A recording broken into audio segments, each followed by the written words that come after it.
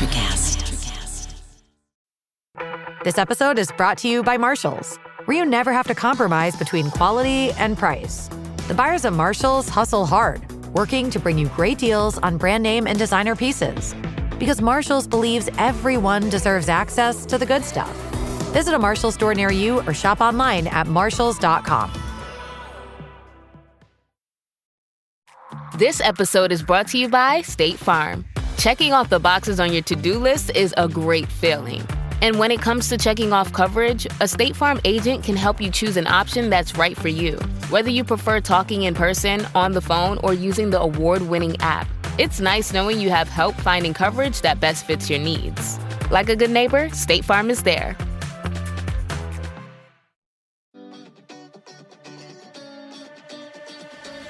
Welcome to Her Extraordinary Life by Design, where we celebrate women who are shaping their lives one extraordinary day at a time.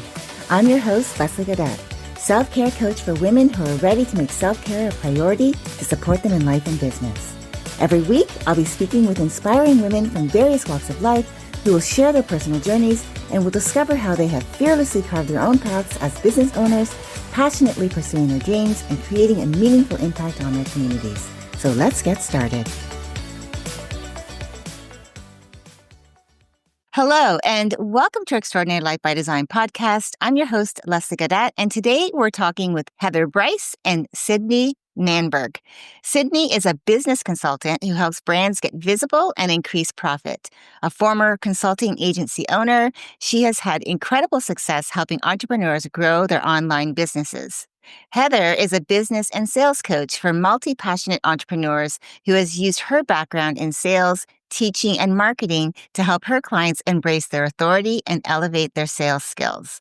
United by a shared passion for cultivating thriving online communities, they teamed up to create the I'm Doing This brand. Frustrated by the lack of genuine connection in the digital world, they set out to build a supportive space where female founders could grow their networks, uncover new opportunities, and amplify their online presence authentically and unapologetically.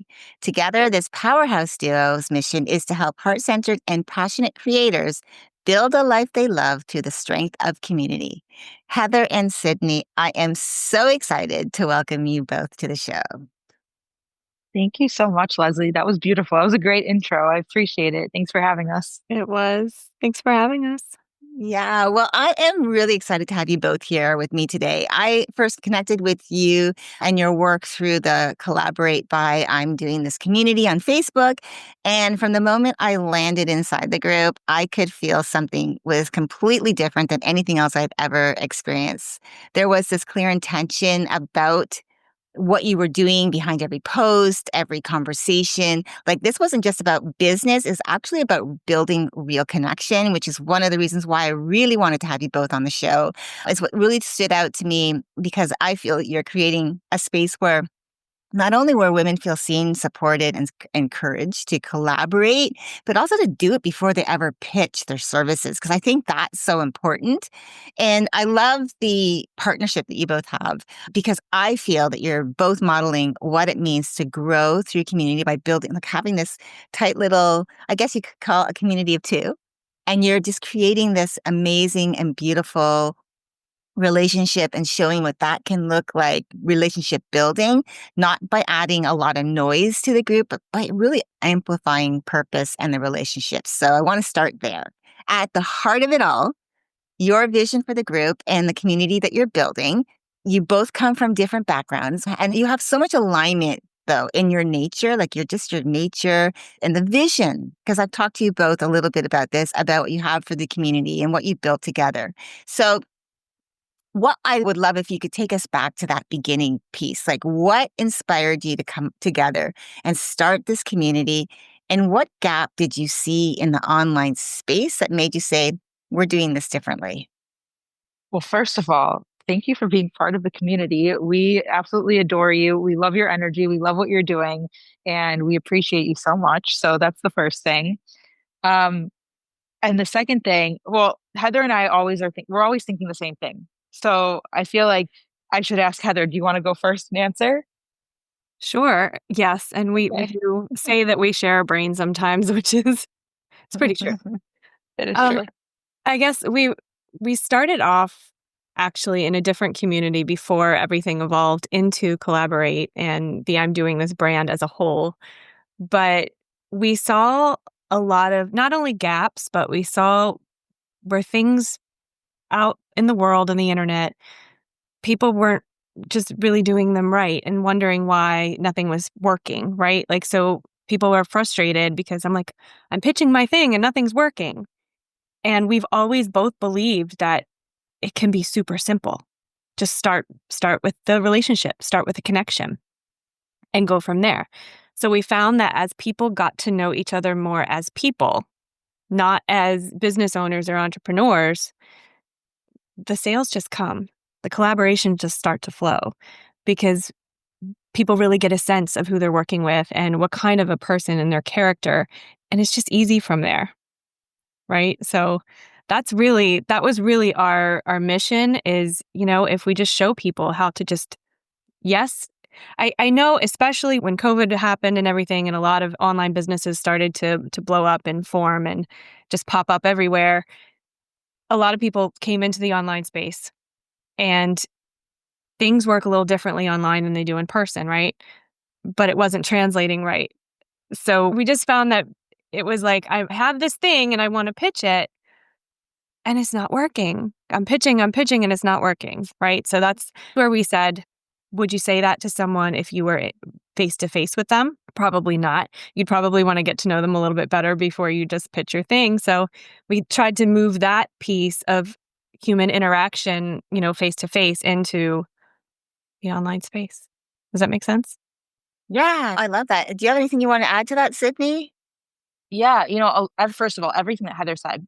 And another piece to that is a lot of people skip over, especially as we started to see a lot of people coming into the online space, they skip over the relationship building process and they just want to go right to, okay, like Heather was saying, like, I just want to sell this, right? I just want to create this. And there is a lot of, well, why isn't this working? Why isn't that working? And it really does go back to the relationship. So we try to emphasize that. We try to model that. We wanted to create a space where we could really amplify that and help people to create the opportunities to build the relationships, because everything, like Heather was saying, that's when the sales come. It does become easier when you have that foundation in place. And it's really it's missing in a lot of areas online, but it's the basics of building a really great online brand. And so we want to make it easy for everybody. And that's, the core, one of the cores of our mission. If you were on a call with us, one of our many calls, we talk for hours about a million things because there's so many aspects of this. It's so important to us.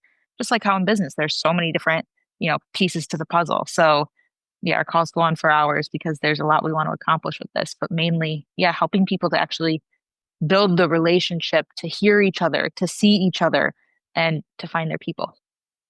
Yeah, and I love what both of you said. One of the things that really stands out to me is like how you were talking about how with COVID there was a lot of people that came in the online space. And I think it was almost like everyone came in with the used car salesman mentality, right? It was like, buy this, buy this, Yeah. buy this.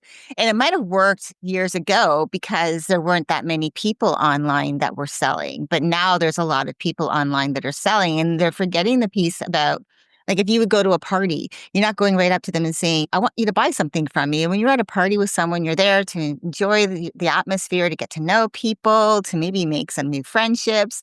So it's almost like that. It's like approaching, that's what I like about what you guys are doing. It's like approaching that community aspect from let's get to know each other. Because who's to say, like, collaborating, I could just all of a sudden find you online and say, hey, let's collaborate. And then we end up collaborating on something and we both kind of just not, I wouldn't say hate each other, but we dislike what each other does, or we just don't vibe well.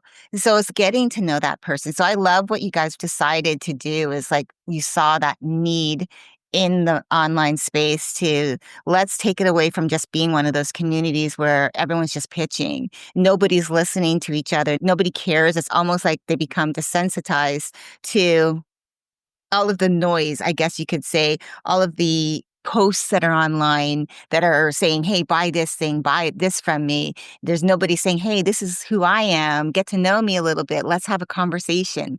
And so that's what I really love. And one of the things I wanted to ask you too, online groups, like a lot of the time they fizzle out or they feel very transactional.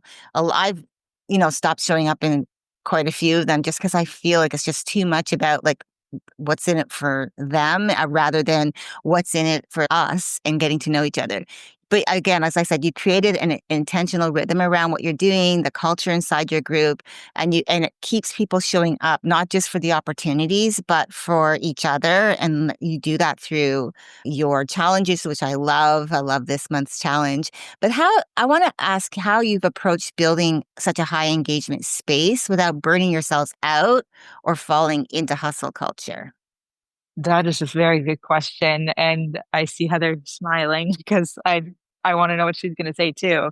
One thing I'll tell you, I want to address one thing you said that was really important. And there are a lot of communities that end up just either fizzling out for whatever reason, or people, it's just what's in it for me, but not in not in like in a good for business type of a way, right? And I think what we've noticed is a lot of it comes down to rules and boundaries. And that's something that Heather and I are always talking about to enforce. And when you said that, I instantly thought about our rules and boundaries and how because of those, it, we don't have a lot of the what's in it for me or people who aren't taking things seriously. We have people who are really committed and showing up for the right reasons. And I think when you apply those rules and boundaries and enforce them, which can be hard because sometimes people don't like them, which is okay. When you enforce them, you attract a lot of the right people who are like, you know what, I also want to be surrounded by other people who have this mentality. They genuinely want to connect and see what we can actually do together. And I think that's a missing piece in a lot of communities that kind of fizzle out. The rules kind of fade, if there were any. Burning out and hustle culture. I think for me, I don't necessarily believe in balance in business. I'll be transparent about that. I think when you're really passionate about something, it's so easy to work to the point where you don't even realize how many hours you've been working. Heather and I will be on our calls 4 hours, 3 hours, whatever. At the average, Heather, it's like 3 hours, I think. 2.5 to 3 hours. That's the average, sometimes more, sometimes less, very rarely less. And I think when you're really passionate about it, it comes naturally. Not everything, not every piece of the business, but the way that we're able to create, the way that we're able to really work with people in the community, all of the members, the way that we're able to test different things. That comes from, I think, the passion behind it. And like, we genuinely want to make this the greatest space ever. And so we get excited by the ideas. So therefore, I personally, I can't speak for Heather, I don't fall into like the hustle or burnout category just because I'm passionate. Now, there have been times in business unrelated to this where I have fallen into that because too many pieces of the business I just really was not passionate about. And so it just feels like a lot of work, right? But with this, it's fun. We have a lot, I would say we have a lot of fun for the most part. Of course, there are things that are not fun, but overall, I have a lot of fun. And so that helps. Yeah, I agree 100%. And it's true. When you are so passionate and love what you do so much, I don't believe you can burn yourself out unless you're doing tasks that you don't love, right? So when we are doing anything related to the community or our own businesses, I mean, I will sneak out if I'm with my family sometimes because a great idea comes. It's like, oh, I have to go do this. Or in the middle of the night, if I think of something really cool, I'll have to come to my computer, right? It's just because I want to. I love to. If that was any other job or career, no, I would not be doing that at all. So I think when you say also keep the engagement up, I think the important thing is who is running the group, like the admin. And I see a lot of groups where the admins want to grow this big group for vanity metrics or just to have lots of members and make lots of money quickly. And then they do get burnt out because they're doing a lot of things that they don't enjoy and they're not constantly testing and wondering how they can improve. And so you see a lot of these mammoth groups, yeah, they'll fizzle out and people will go just to drop and run their promo. But if you, like Sydney was talking about our conversations, we're always talking about how could we make it better? How could we bring something new to keep people excited? How can we continuously change and evolve for the better? So it is always exciting. So people don't feel like the group gets stale, right? So there's always something to do. And I think that's really important, but you don't get that with people that don't love their groups.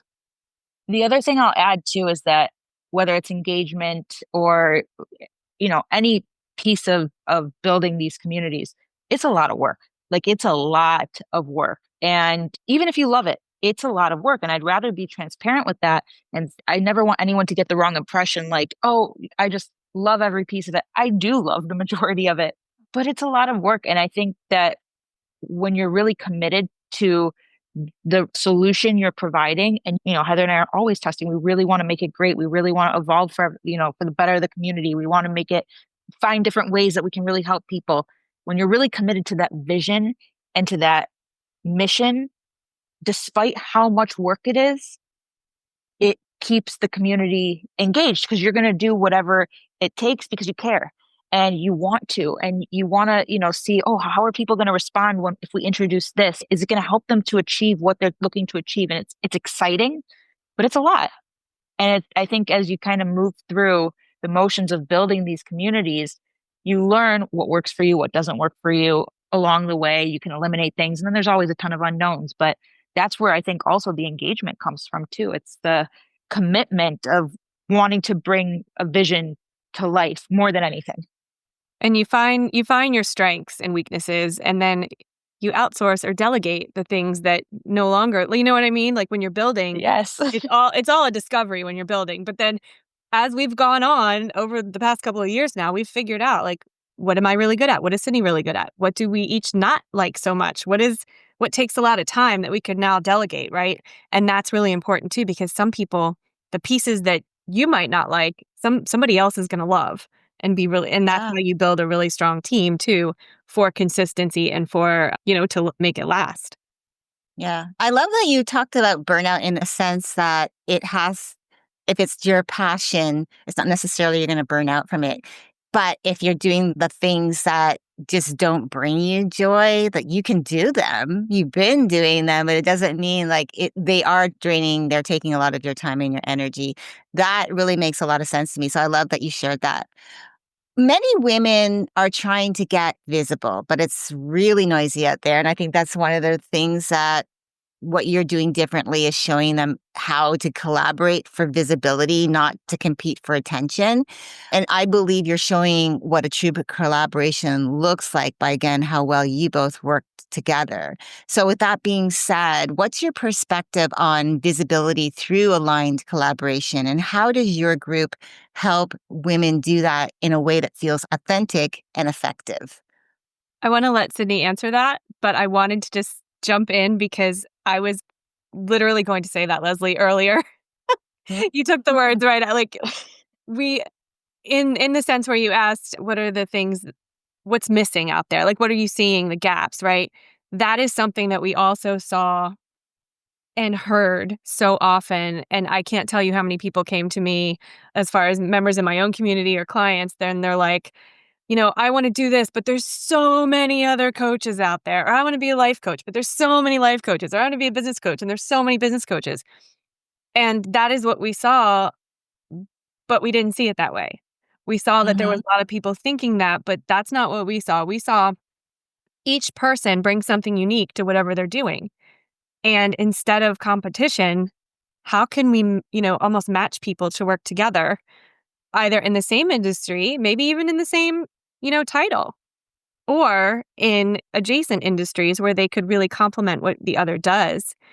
And that's where our business matchmaking kind of came from, is we would see, this person might do something really similar to this person, but gosh, what they could do together would be amazing, right? That would be such a great collaboration.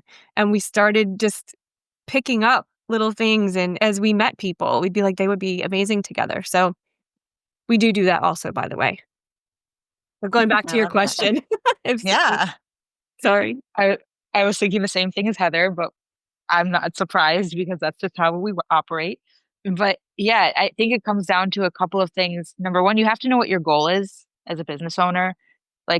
What are you trying to achieve? And then obviously underneath that comes, okay, how am I going to get there? So if you know who you are, what your vision is, and what you want to achieve, part of the path of how to get there, if you want to go in the direction of, collaborations or just different forms of networking, it's relationships. So if you know what your goal is, then who are the types of people, like Heather's saying, that are in alignment that you can then connect with? And I think a lot of people, this is normal, they don't necessarily know how to form those collaborations. Where do you go? How do you build out this relationship? And the reality is that in business, and Heather and I talk about this all the time, there are so many skills that go into building a brand. And you don't have to be an expert in every single area. And that's pushed a lot, by the way, online, or it's like an expectation. It feels like, at least from when I look and scroll through, it's like so many coaches are like kind of pushing. There's a lot of really good people out there. So I don't want to, take away from that. There's incredible people out there. There's a lot of very big messages out there that all this stuff is just supposed to be easy. And like, look, I did it. I did everything on my own. And like, that's not really the reality. So it really comes down to relationship building and understanding, what is my goal with this brand and what do I need to do to get there? And if I want to form collaborations, like, what does that even look like? And when you have a space that helps people with how to actually do that, or how to connect you, or, all of those kind of missing pieces, it makes things easier. But I think that if people want to get visible, you got to be able to answer, what do I want? Who would be in alignment with that, right? And what are different ways we can work together? And then just start talking to people. At the basic level, start talking to people, or go into spaces where those people hang out and see what that community has going on, kind of like with what we're doing, right? That's kind of the easiest way to do it, but it's not always easy. I think, relationship building it's one of those skills. It's like sales, that's a skill. Marketing, it's a skill. They're all learned. Anybody can learn it. But once you do, or once you connect with people that can help you, everything kind of becomes easier. I just think you have to be able to answer a couple of questions, and then what actions do you need to take in order to make that happen? And sometimes for visibility, that's all it takes, is getting in front of somebody else's audience. And all of a sudden, like, now you have your own new audience because you've picked up the people in someone else's audience that really like what you're saying. And they're like, oh, I'm going to come follow you now. And sometimes you can get visible pretty fast just by leveraging that. Yeah. And it's who you know too. And then from there, get on a call, and you never know what ideas can come out of that conversation. You can feature each other, right? Heather and I say these things too. You can feature each other. You could interview each other. You can become a guest within someone's community on a consistent basis. You can trade affiliate. Like, there's so many things you could do, like Heather said, to leverage. And when you have a really strong relationship with the person, you fully understand each other and what you're each trying to accomplish. There's so many possibilities. And if you can bridge that gap, and it's not, you don't just skip to, oh, I just want to collaborate. It's, okay, who do I want to collaborate with? And like, what kind of things can we do together? Really cool things can happen. Yeah, absolutely. Well, I want to ask you questions. I think just a follow up to what we've just been talking about. Like, what's a visibility myth you'd love to bust for that ambitious woman who's building her brand? Ooh, okay. That's a good one. I have one. Okay. I personally don't believe that you need to post a ton of content in order to get visible. I think that some of it can be very energy draining and time consuming. And for some businesses, it's necessary. But at the end of the day, the way that the algorithm works online, you can't just post. You have to talk to people. You have to engage back. And that's the part that is boring. It's tedious sometimes. Sometimes it's not boring at all. It's actually pretty entertaining. But a lot of the times it is tedious, and that's the reality. And it's the thing you have to do the most of. Those relationships, that engagement, talking to your audience is another missing piece that is preventing people from actually getting as visible as they would like to get, and then talking to the wrong people. So I think the myth about all the content, depending on the platform, again, depending on the business, it's unnecessary unless you have the other pieces of the strategy. I think the other pieces are extremely important. I would never go in the all content route. It's got to be the relationships. It's got to be the engagement on your end. Get your name out there as much as possible, and the algorithm will prioritize you. It doesn't just prioritize you because you post a ton of content. That's like posting and hoping. That myth, to me, that's a myth. That there's so much more to it. Yeah, absolutely. Mine is similar, but very similar, but not the same. I think one of the biggest myths that I often hear is that someone, especially in the earlier stages of building their business, I have to be on all of the platforms. I have to have a Facebook account, Instagram account, YouTube account, Pinterest, TikTok, all of the things.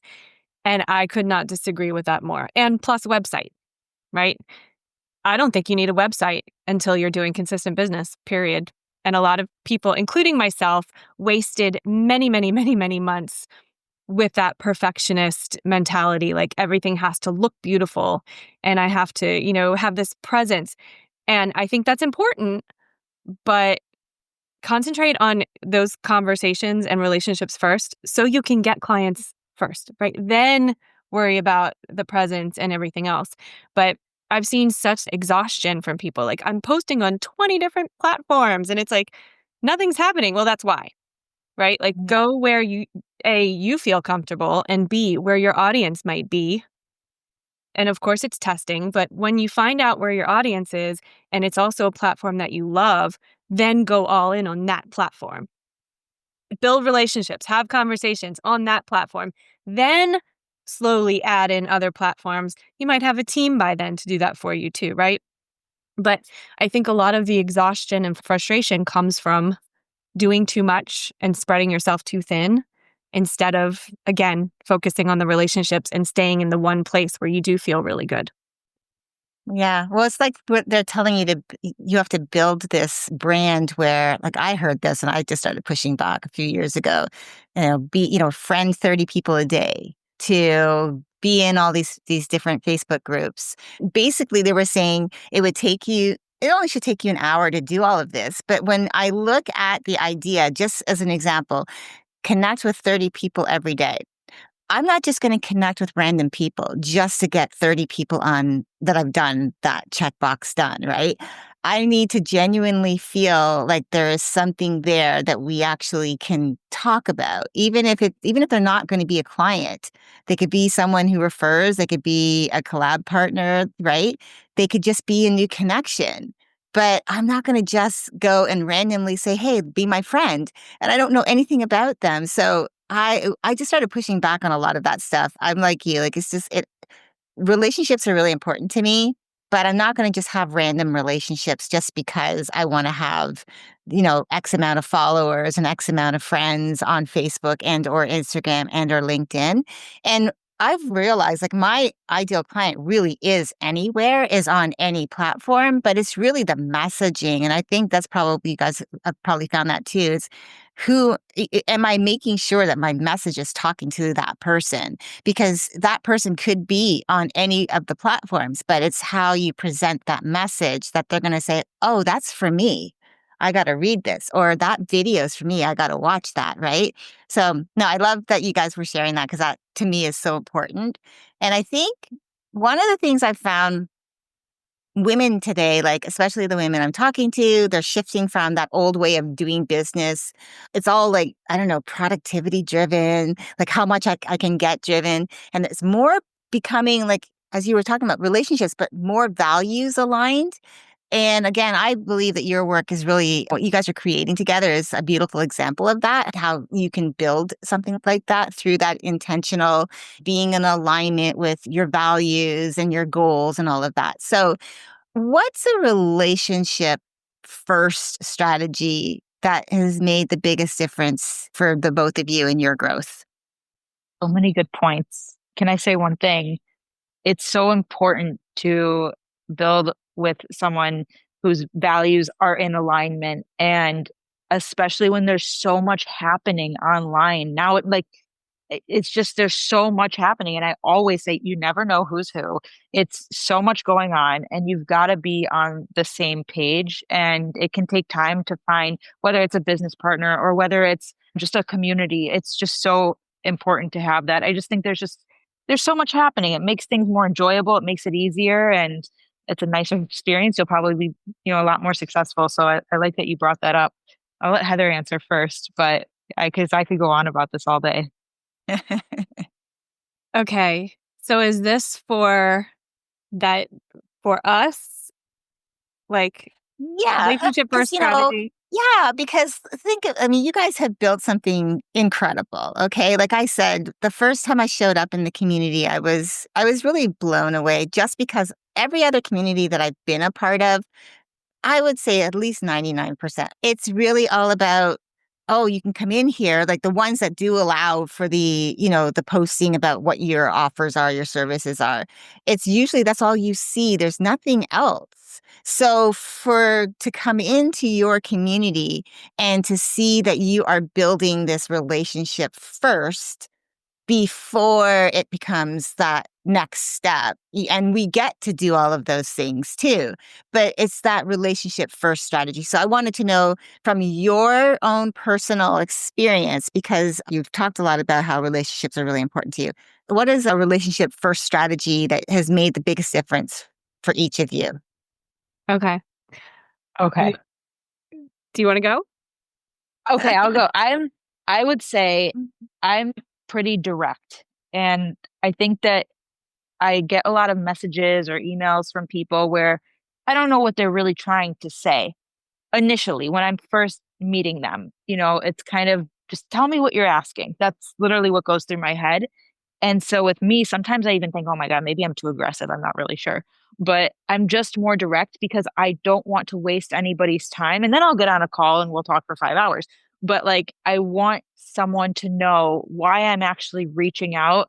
And I'm always going to be myself too. And I don't mean in a salesy way or anything like that. Like, I just, I'm reaching out because, I saw this and I'm interested in this or that. Like, let's talk about it. I'd rather just tell you directly what I'm thinking about. And then from there, let's see what happens. And I think that transparency is probably one of the best thing. Like being direct or transparent in business just helps you get to the point, and you form probably, I would assume, and from my experience, I have, formed really great relationships because that's kind of how I am. That's like the first step for me. Like, no beating around the bush is what I'm trying to say.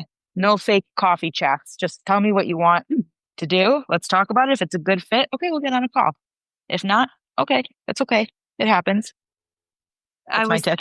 I was so This is funny. Okay. I was going to say something similar, of course, but we not every personality type is like this, just to be clear. In my own business, I work with personality types. So some people need that, "Hey, how are you? How's your week? How have you been?" Sydney and I met and we just knew we were not like that. We like to I get sent you a cold DM. It wasn't cold, but anyway, I don't like cold DMs. So it wasn't that cold or I wouldn't have answered you. That's the funny part. Okay. Okay. But I think that we get a lot of this and you see a lot of this, especially in the DM world. "Hey, how long have you been a coach? How's your business going?" I don't have time for that shit. Sorry. I don't have time for that ever. What do you want? If it's something you want to sell me, go ahead and pitch me because I'd rather you just do that than waste my time. And, you know, if it's a collaboration, "Hey, I noticed that you do this. How can we work together?" Get it all out there. We don't do the fluff. Sydney or I do not do the fluff, but we are nice people, I swear. We really are. But the small talk just is not in our DNA. It really is not. So that is a great tip. I like that too. One thing I was going to say is a lot of people tend to be hesitant on reaching out to people. Like, how do I just reach out? Like, we get this a lot. How do I just reach out to someone? Don't be afraid. That's one of my tips. Don't be afraid.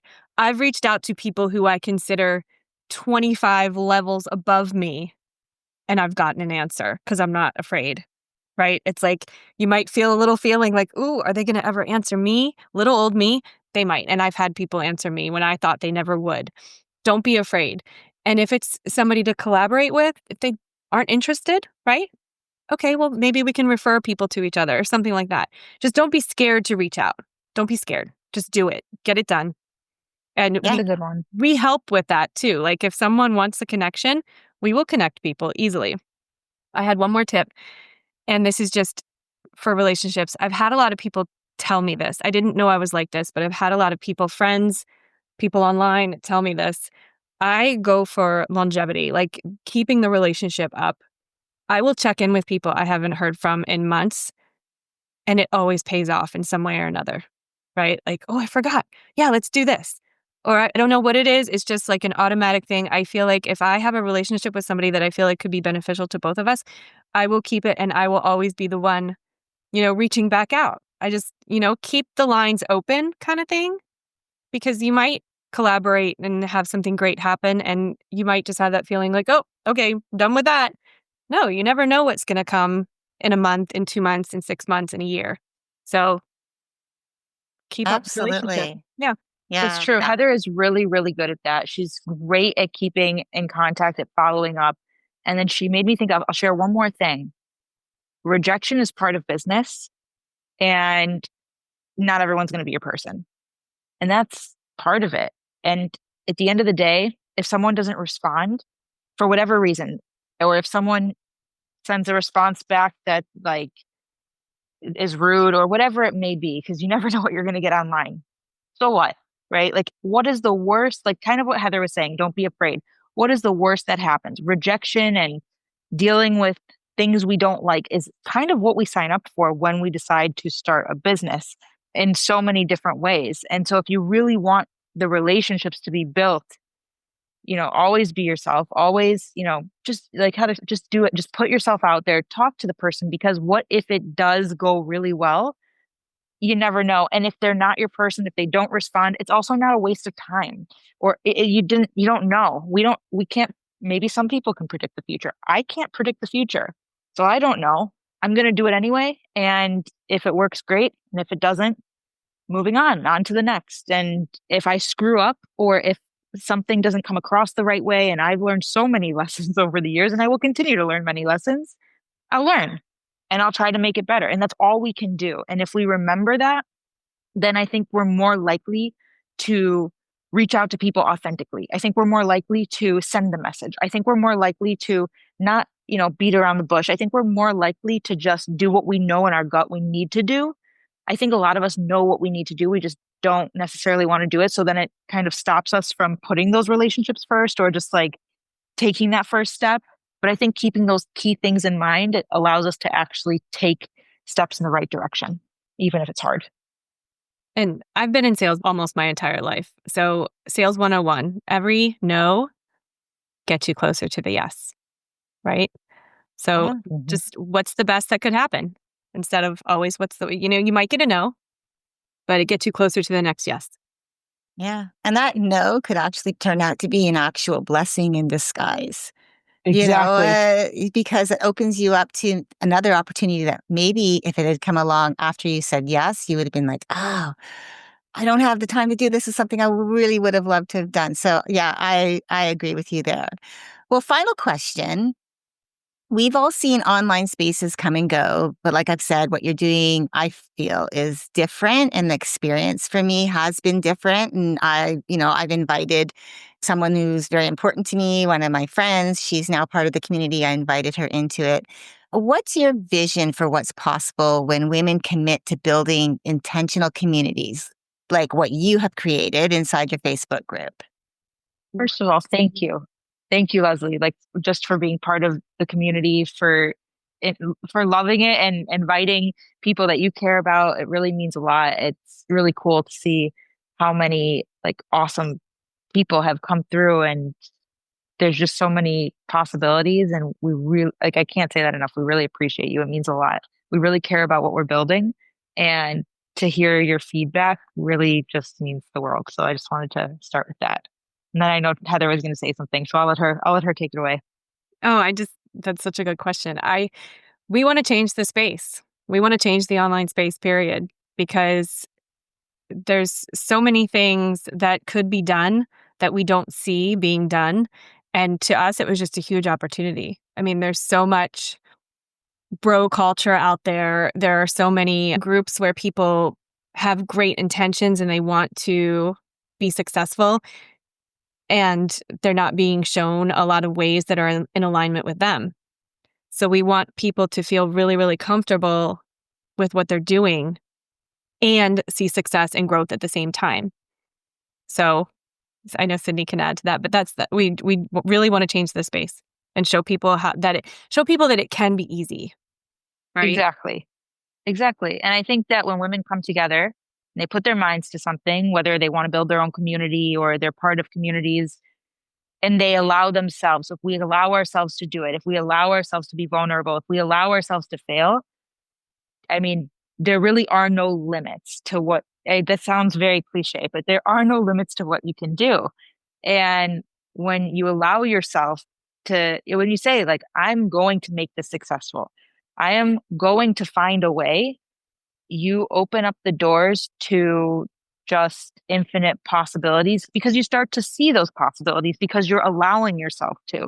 And so I just don't think there are any limits to what you can do. I think you really need to learn from the people who are part of your community. Learn, if you're just starting out, learn, going back to talking to people, ask people questions, be curious, right? Keep a journal of what you're learning and build from there. But no matter where you're at, anybody can build a community like this as long as you're committed and you allow yourself to say, okay, I'm not afraid of the tough feedback. I'm not afraid of the failures, even if it's not nice. I'm not afraid of someone not liking the space. I want to make it great. And with that mindset, you start to see more of what's possible than what could go wrong. And to me, that's kind of, I think women are capable of just about anything. And if we can encourage each other instead of tearing one another down, we can get very, very far, especially when it comes to community. Not every business has like that community aspect, but there's so much power to that. And it's really encouraging. And that's one of the reasons behind the name too. We wanted to give that sense of empowerment, right? Like, I'm doing this, damn it. Like, I'm doing it. And so it was really fitting. The name went through a couple changes, but once we found it, it was like, this is so perfect. This is it. So true. Yeah. Yeah. Well, I love that. Like I said, I love what you guys are doing. For me, it has, for me, community is a self-care tool because you do feel when you find a community like the one that you guys are building, where you feel like it's really truly about that relationship, getting to know me, getting to know each other, seeing how we can support each other, whether that's through collaboration or cheering each other on or providing services to each other, which is possible as well. But just being able to have that camaraderie. It's like, it's not just about what can I sell to you that you buy from me and like just make it transactional. I love the fact that it's become more human and more about each other and what can we do with this? Like making it about that relationship aspect is really important for me. So thank you both so much for spending time with me and sharing the vision behind the community that you're building. It's been such a joy hearing how you've created the space that puts relationships first, where women can truly connect with each other, they can collaborate, we can grow with each other without all the noise or the pressure behind what is in it for me. I love how intentional you are about creating those opportunities rooted in support through your challenges, through just getting to know each other, making sure that we have our intro posts, just letting everybody know who we are, just giving that first step for connection.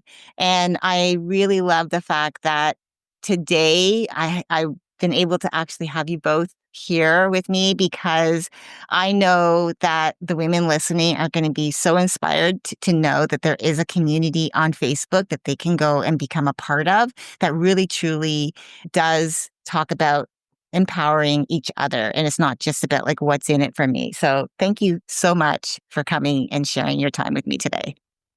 Thank you so much, Leslie, for having us. This has been so nice. You are an incredible interviewer. I'm not even surprised. And we really do appreciate you. And whatever you need, we're really here for you. Thank you, Leslie. This was great. We appreciate it. It was fun. Yes. Oh, thank you. I knew it was going to be good, so I was really excited. So thank you. And to our listeners, if you'd like to connect with Heather and Sydney or learn more about the Collaborate by I'm Doing This community, you can find their contact information in the show notes. One of the things I want to point out is that strong communities don't just happen. They're built on purpose, trust, and showing up for one another. And when we lead with connection, putting relationships at the forefront, the possibilities truly expand. Until next time, keep dreaming, keep believing, and keep designing your extraordinary life one day at a time. Thank you for joining me on Her Extraordinary Life by Design. I hope you've been inspired and empowered by the incredible stories shared on this show. If you enjoyed this episode and the conversations we've had, I would greatly appreciate if you could take a moment to leave a review. Your feedback and support mean the world to me, and it will help others discover the podcast and join our empowering community. Remember to hit the subscribe button so you never miss an episode. Together, we can continue to learn from these amazing women, uncover their extraordinary journeys, and be motivated to create our own lives by design. Thank you again for tuning in. Until next time, stay empowered and keep shaping your extraordinary life one day at a time.